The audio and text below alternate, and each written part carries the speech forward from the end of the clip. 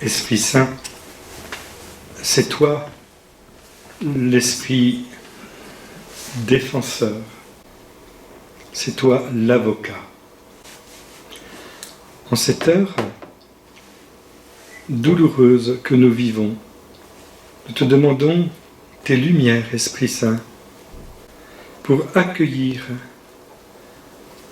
dans la mémoire du cœur immaculé de Marie le message de Jésus et nous laisser entraîner un peu plus dans l'amour. Réjouis-toi, comblé de grâce, le Seigneur est avec toi. Tu es bénie entre toutes les femmes, et Jésus, le fruit de ton sein, est béni. Sainte Marie, Mère de Dieu, priez pour nous, pauvres pécheurs, maintenant et à l'heure de notre mort. Amen. C'est de cordes sur ciel que nous vivons cette heure vraiment exceptionnelle, liée à l'actualité brûlante en ce jour, donc au surlendemain du meurtre d'un confrère prêtre, l'abbé Jacques Hamel, 86 ans, par un jeune musulman radicalisé de 19 ans. Et une amie issue de ces milieux devenue par la suite chrétienne, elle a une trentaine d'années, me disait « La miséricorde, c'est la corde que Dieu nous tend pour nous retirer de la misère. » Alors vous n'êtes pas étonné qu'à Cordes-sur-Ciel, il y ait un centre spécial de la miséricorde. Nous allons vivre une rencontre différente d'une seule conférence habituelle, c'est-à-dire dans un climat de prière. Nous sommes dans une chapelle, il y a la présence réelle du Saint-Sacrement de l'autel, ce n'est pas rien. Et je vous dis tout de suite que notre trésor commun avec le Père Jacques, qui appartient à tous ceux qui prient à chaque messe, c'est bien celui d'offrir avec le pain et le vin, eh bien, qui vont devenir le corps et le sang du Christ, tout ce qui est digne d'être consacré dans la vie de tout homme sans exception. Vous savez, ces chrétiens qui viennent à la messe et qui, parfois, ont l'appel d'y assister tous les jours, l'ont bien compris. C'est vraiment leur rôle sacerdotal qui est lié au baptême. Et ce rôle, eh bien, il est d'offrir au Seigneur tout ce que nous avons vécu, évidemment, notre propre histoire, pour que ça fasse partie du corps du Christ, mais aussi l'histoire et tout ce qui appartient à tout homme et qui est digne d'être consacré. Il n'y a pas que les chrétiens qui sont la matière de l'offrande du pain et du vin. Est-ce que vous réalisez ce que ça veut dire, ça ? Ça veut dire que chaque fois que nous assistons à la messe, nous emportons avec nous le monde entier. Et ce monde entier, il est présent à partir de ce que les hommes vivent de beau, de grand, de conforme à la volonté du Père, déjà dans leur devoir d'État. C'est immense, j'y reviendrai avec le pape Saint Jean-Paul II. Et ce moment d'offertoire est un moment décisif qui est lié au don de soi. Il a des conséquences sur toute l'humanité. Beaucoup d'hommes ne croient pas, ou ont une foi qui n'est pas accomplie. Ils n'ont pas été baptisés. Puis quand ils rendront l'âme, au moment de leur dernier souffle, c'est moi ça, ils seront émerveillés de ce corps de gloire qui les attend, parce que le Seigneur leur révélera, oui c'est bien toi, regarde-toi dans ta beauté. Ça nous dérange de savoir ça peut-être. Et pourtant c'est le rôle finalement de l'Église. L'Église est au service de l'humanité. Et c'est cela qui est en jeu dans l'offertoire. Et si je reviens sur cette question de l'offertoire, c'est parce que le Père Jacques nous a quittés dans ce contexte très particulier de la célébration eucharistique. Le prêtre offre à Dieu la matière du sacrifice, le pain, fruit de la terre et du travail des hommes, le vin, fruit de la vigne et du travail des hommes, et chacun d'entre nous, chaque membre de l'Assemblée est invité à offrir son existence et son travail pour louer Dieu. Puis c'est aussi manifesté par la quête que l'on fait à chaque Eucharistie. On présente toute notre vie et la vie de ceux que nous connaissons et qui ne sont pas présents, mais aussi ceux que nous ne connaissons pas et par qui nous offrons quelque chose au Seigneur. On présente toute notre vie et la vie de ceux que nous connaissons, ceux que nous aimons et ceux que nous n'aimons pas. Tout est pris. C'est-à-dire pour ça que c'est très important que la communion soit manifestée par la réconciliation et par le pardon dès le départ de l'Eucharistie. Et puis la goutte d'eau que le prêtre met dans le vin signifie que les fidèles offrent toute leur bonne volonté au Christ et toute leur vie pour se perdre dans le Christ. Et quand vient le baiser de paix, qui peut être proposé avant la communion, nous savons que notre communion au corps du Christ devient réelle dans la communion avec tous les frères les plus proches dans l'Église et les plus éloignés sur la terre. Quand j'étais petit, on m'a appris la prière des anges dictée par les anges à Fatima. Nous te prions pour ceux qui ont le plus besoin de ta miséricorde. Ce moment du baiser de paix est aussi un moment très fort. Et parmi ces frères en humanité, qui sont les plus éloignés, les musulmans sont bien sûr inclus, mais aussi tous les autres extrémistes qui sont devenus pour nous des ennemis, pour qui Jésus nous demande de prier et de souhaiter du bien et non pas du mal, car c'est Jésus qui établit la communion avec lui, si personnelle, mais aussi avec les autres, si exigeante. C'est ainsi que chaque prêtre a pour vocation très intime d'être avec Jésus offert en sacrifice. Voilà. Enlever cette dimension d'offrande de sa vie, qui peut aller jusqu'au martyre, on l'a vu mardi matin, c'est réduire sa mission. Cela signifie que nous sommes en fait des représentants de l'humanité. Ça ne veut pas dire qu'il faut laisser courir les assassins, évidemment.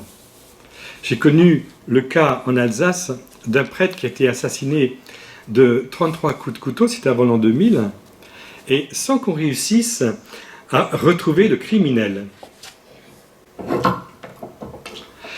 Alors, quand les gendarmes m'ont sollicité pour leur enquête, qui patinait, j'ai fait prier.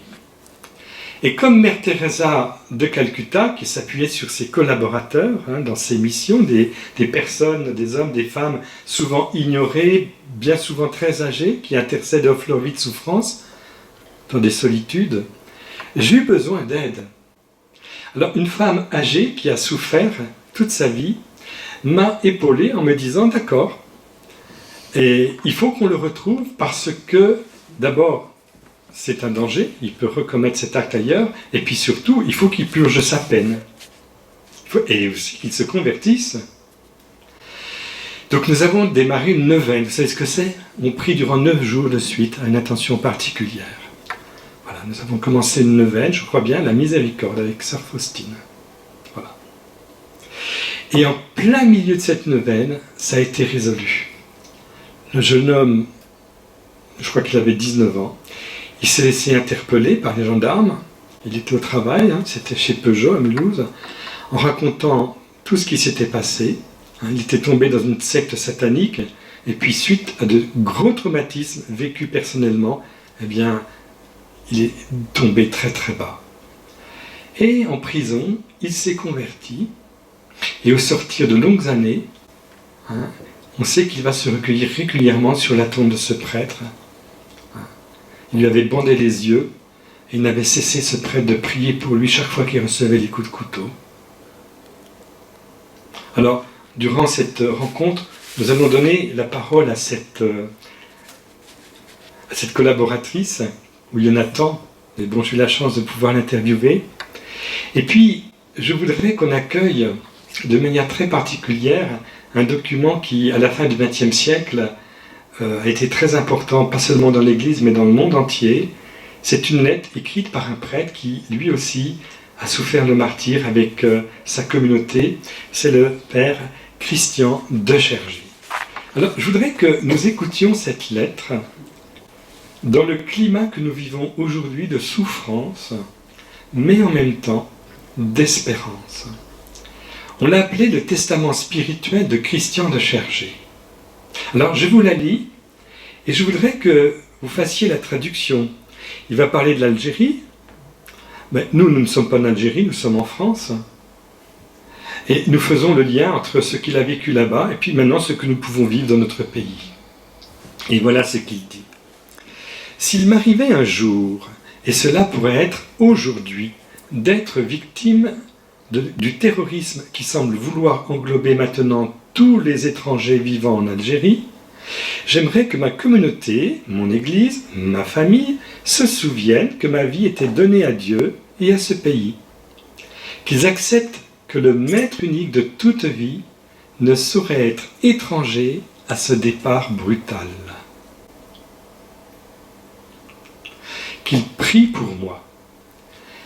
Comment serais-je trouvé digne d'une telle offrande? Qu'ils sachent associer cette mort à tant d'autres aussi violentes laissées dans l'indifférence de l'anonymat. Ma vie n'a pas plus de prix qu'une autre, elle n'en a pas moins non plus. En tout cas, elle n'a pas l'innocence de l'enfance. J'ai suffisamment vécu pour me savoir complice du mal qui semble, hélas, prévaloir dans le monde, et même de celui-là qui me frapperait aveuglément.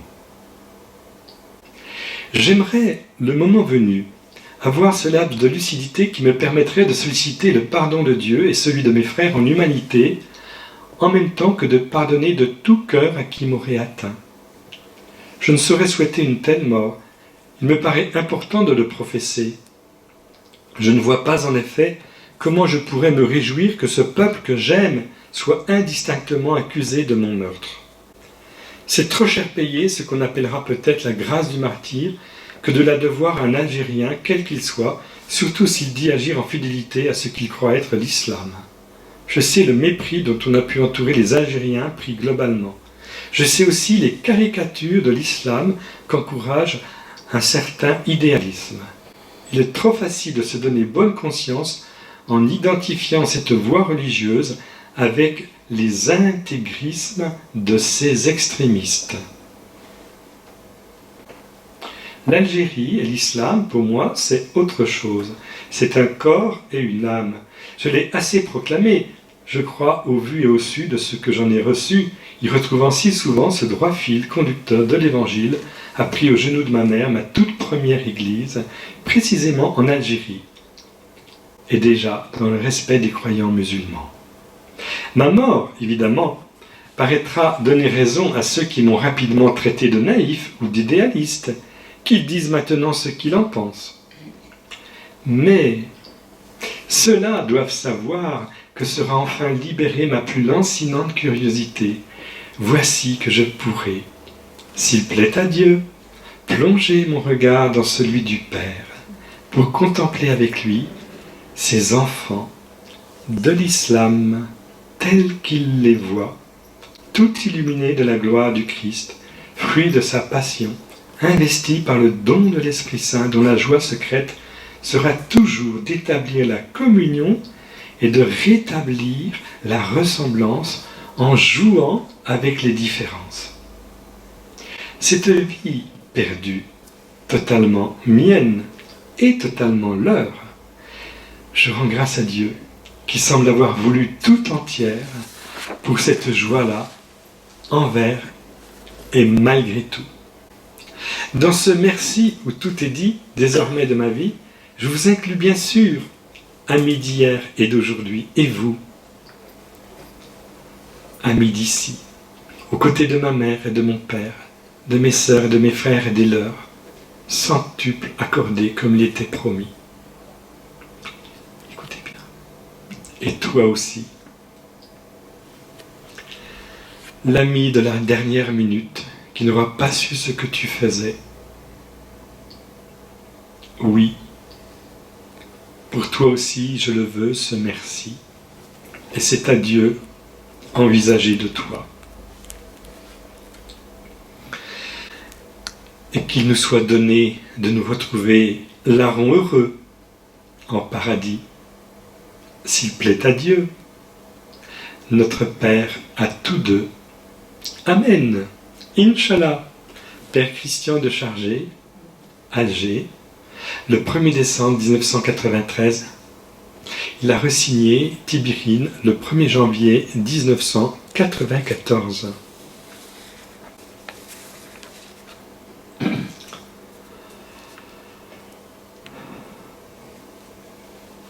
Donc nous allons vivre avec Saint Jean-Paul II un regard sur cette question de la souffrance. Et évidemment, Saint Jean-Paul II tout de suite va nous parler du Christ. Parce que le Christ, par son incarnation, s'est uni à tout homme, sans exception. Et nous reviendrons sur le texte de Jean-Paul II, extraordinaire. Si bien que, vraiment, chaque assassin est présent à l'offertoire de chaque Eucharistie, car sa vie ne résume pas son acte. C'est pareil pour nous. Tout ce qui a été vécu de bon, de digne, d'être consacré dans sa vie, reste toujours lié au corps du Christ. Alors, l'amour que ce jeune meurtrier du Père Jacques a montré à son petit frère handicapé, par exemple, le relie à Jésus caché dans le faible et le petit. Et celui qui l'attendait en même temps que Jésus au moment de son dernier souffle, c'est tout autant le Père Jacques Hamel qui venait de rendre le sien. Et que dire de la maman de ce jeune meurtrier ?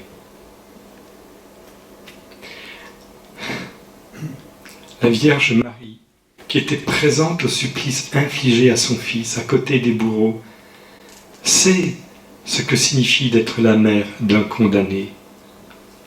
Elle connaît la détresse de cette maman qui doit faire face à cette tragédie en amant d'un fils devenu assassin. La Vierge Marie intercède pour elle, pour devenir un peu plus, ou peu à peu, la reine de ce foyer brisé, meurtri, la mère. On verra ça avec Saint Jean-Paul II. Elle écoute les prières de cette maman musulmane. Elle l'accompagne comme tout un chacun pour que nous renoncions au mal et persévérions dans le bien. Oui. Nous avons une contribution à offrir.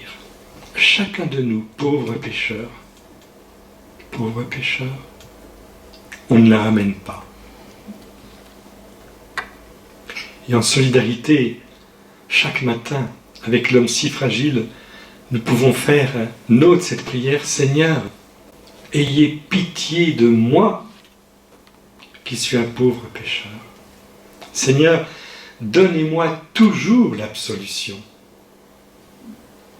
Seigneur, faites que je meure en état de grâce. Seigneur, préservez-moi du péché mortel. Seigneur, je vous offre ma journée. C'est dans cette disposition humble que nous-mêmes, nous pouvons prier pour ceux qui souffrent, sans exception. La famille de ce prêtre, bien sûr, ses amis, les paroissiens, l'Église meurtrie, mais aussi la société civile. Et enfin, la famille de l'assassin, son milieu qui ne pensait pas qu'il sombrerait dans l'horreur. Car ces jeunes qu'il côtoyait, interviewés avec leurs mots, disent bien leur désarroi. Ce qu'ils ont de foi, ces jeunes, sous la trace de la communauté musulmane, portent des germes de valeurs humaines, voire chrétiennes, même si les éléments qui nous rapprochent sont déformés. La Vierge Marie n'est pas la mère de Dieu. Et le Jésus entre le ciel, la terre et le ciel qui doit revenir à la fin des temps n'est pas le Fils de Dieu. Mais ces musulmans ne sont pas à confondre avec les extrémistes qui véhiculent des contre-valeurs. Il leur revient de favoriser cette évolution indispensable recherchée en Égypte, par exemple, la séparation du religieux et de l'État. Une valeur de la République et de la démocratie occidentale. D'ailleurs, savez-vous que les Coptes qui étaient menacés par les extrémistes au Caire ont parfois été défendus par une barrière humaine de musulmans contre les extrémistes qui voulaient les protéger dans leurs églises. C'est des choses qu'on raconte peu à la télévision. Il faut le savoir tout ça. Voilà, c'est en union avec ce monde immense où l'unité entre les hommes doit être promue que chacun peut battre sa coulpe sur sa poitrine. Seigneur, pardonne-moi tous mes péchés. Seigneur, aie pitié de ceux qui souffrent. Et puis, Seigneur, pardonne à tous ceux qui te persécutent. Alors, on va entrer en communion avec toute cette réalité-là.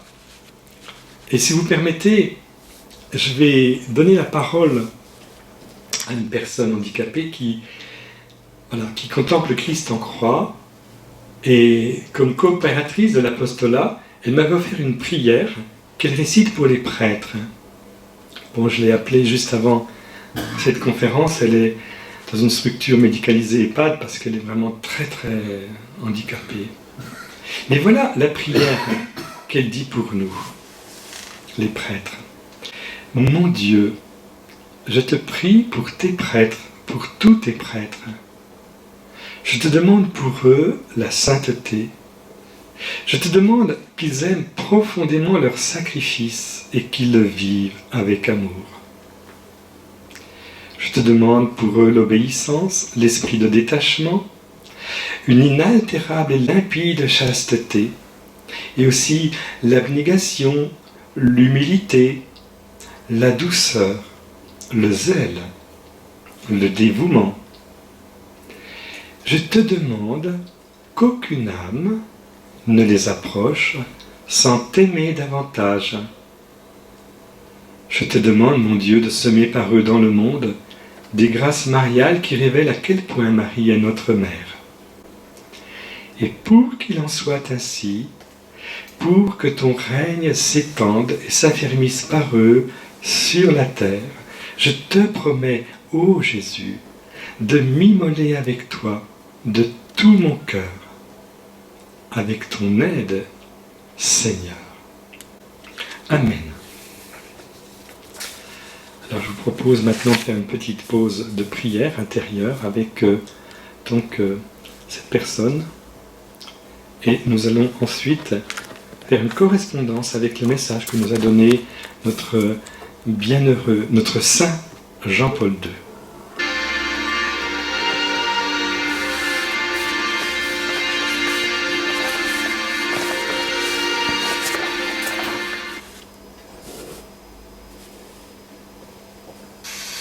Jésus, tu étais seul, abandonné, au jardin des Oliviers. Tu as sollicité tes disciples de veiller 1 heure avec toi. Et ils n'ont pu y répondre. Que de fois nous sommes comme eux. Parce que nous sommes emportés par le travail. Ou peut-être même par un peu d'indifférence. Et toi, Seigneur, tu continues cette prière, cette adoration, cette offrande au Père. Aide-nous à veiller avec toi. Aide-nous à avoir les yeux ouverts sur cette agonie que tu continues chaque jour dans le monde à travers les frères et sœurs. Ceux qui souffrent dans leur cœur, dans leur corps. Il y a des souffrances qui sont inexplicables.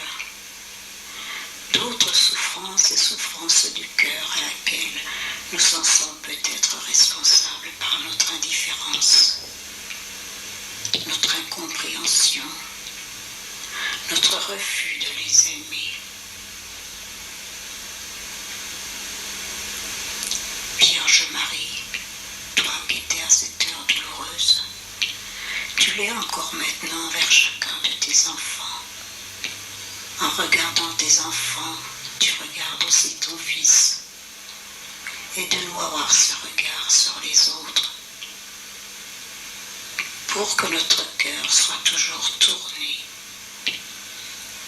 comme comme toi, vers tous ceux qui souffrent,